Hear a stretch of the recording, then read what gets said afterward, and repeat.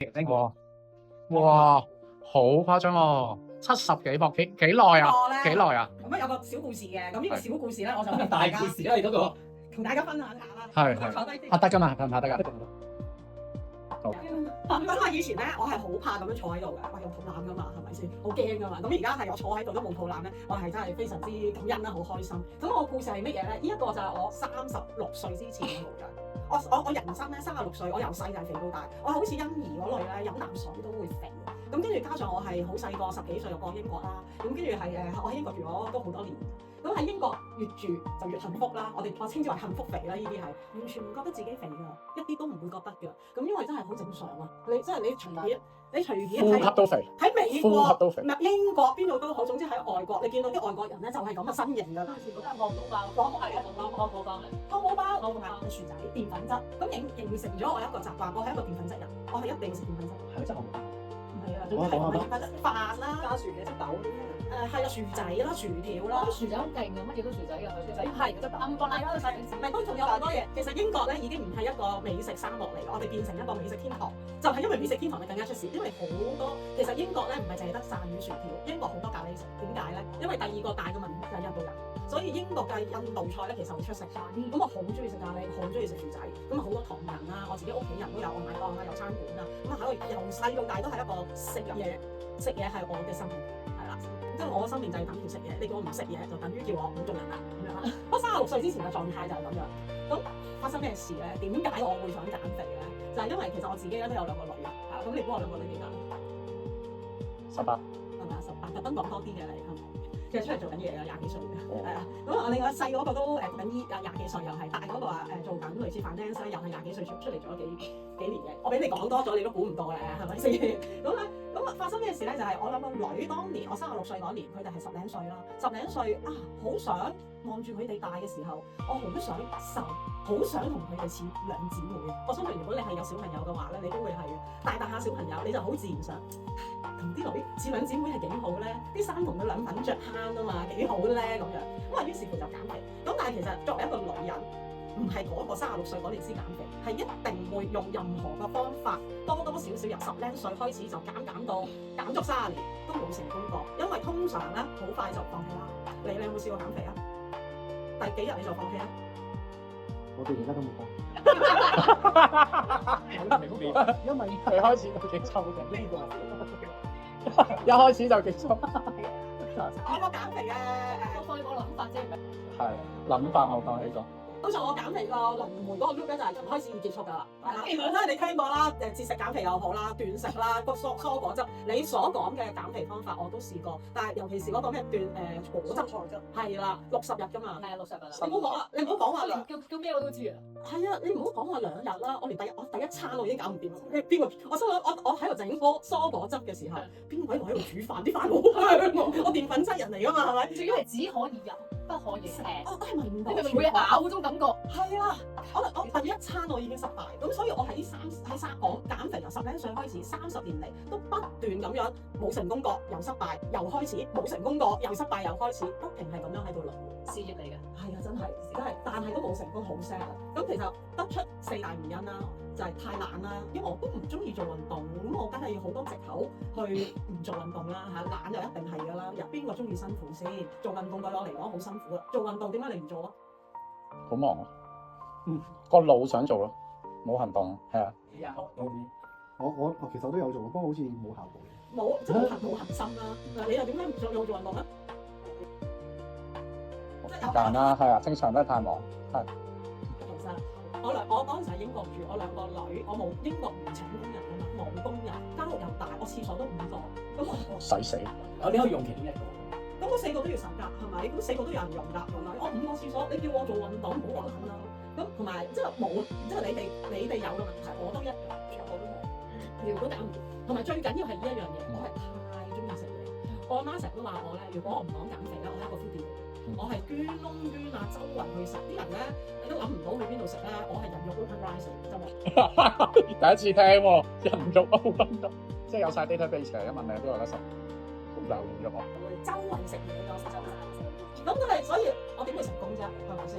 咁但係直至到我36歲嗰年，點解我未講翻？點解我會減肥？除咗兩個女嘅動力之外咧，最主要原因咧，永遠都係女人就永遠都有一個比較妒忌心。我有一日咧送兩個女翻學啊，突然之間喺個學校門口咧，嗰啲無論男人同女人都望住晒嗰個方向。靚女，知唔知咩人啊？俄羅斯阿媽。生咗3個小朋友，嗰個身材咧係真係咧，哇！真係乜嘢人都俾佢吸引到喎，好即係我搞咩啊 keep 到，佢真係靚到啊！咁跟住我喺度諗，點解咁多人羨慕？點解我要做羨慕人嗰個？點解我唔去做俾人羨慕嗰個咧？咁的而且確就俾咗啲動力我嘅，咁我就開始做運動啦。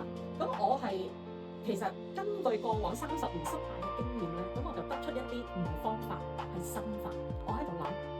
我點樣教女，我就將我教女嘅嘢用喺減肥度，所以我發覺唔係乜嘢方法 work 唔 work 啦，係你個心態係點樣啊？咁譬如你點樣教小朋友啊？你會唔會教佢好容易放棄啊？唔可以噶嘛，做人最緊要有乜嘢啊？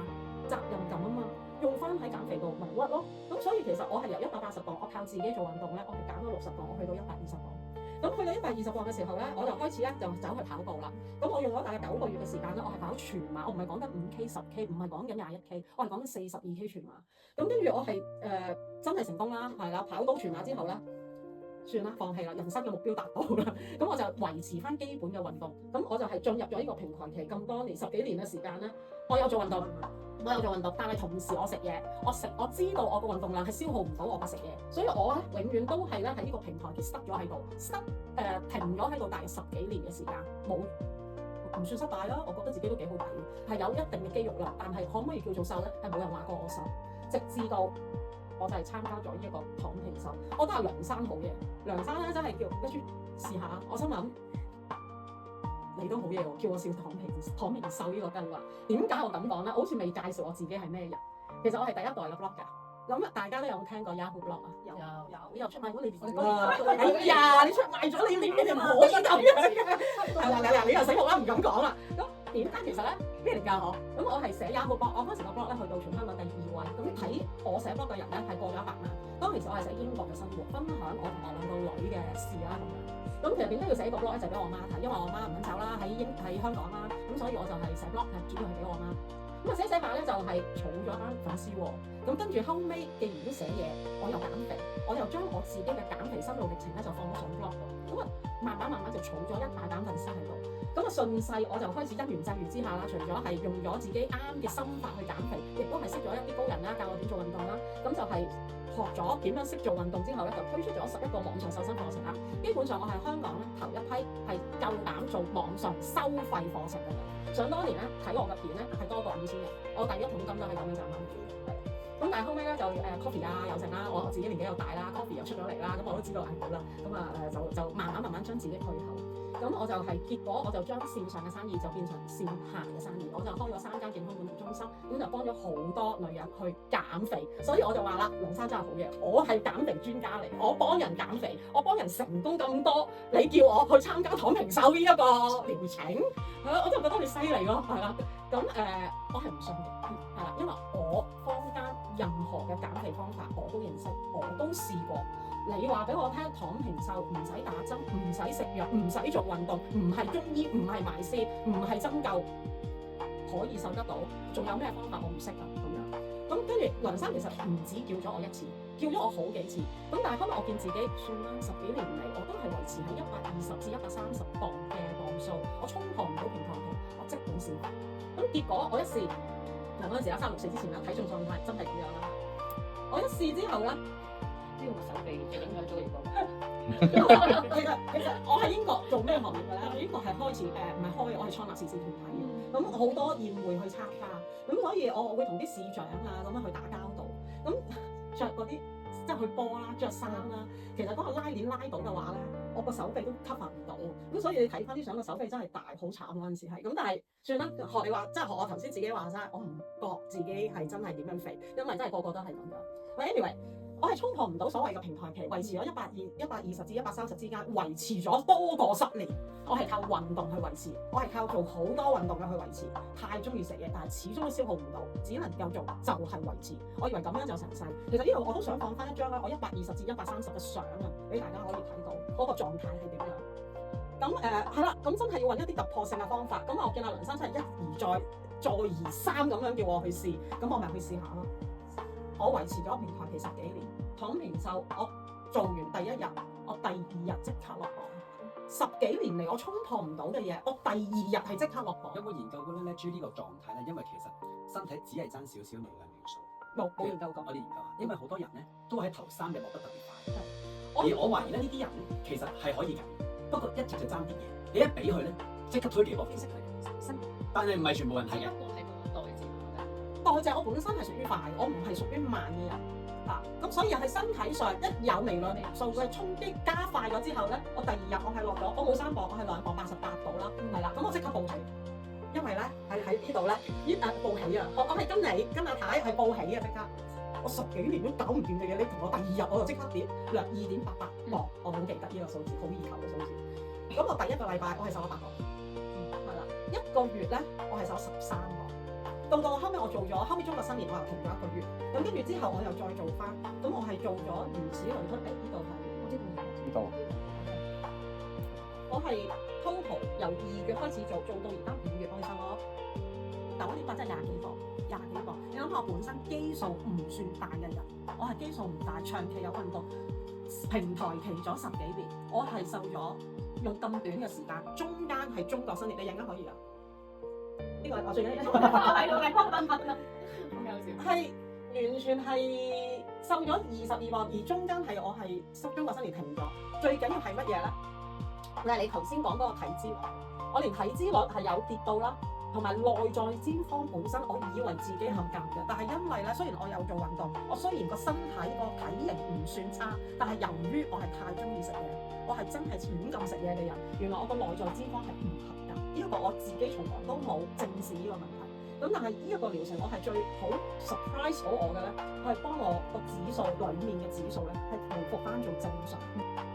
正常係4啊？點解內臟脂肪啊？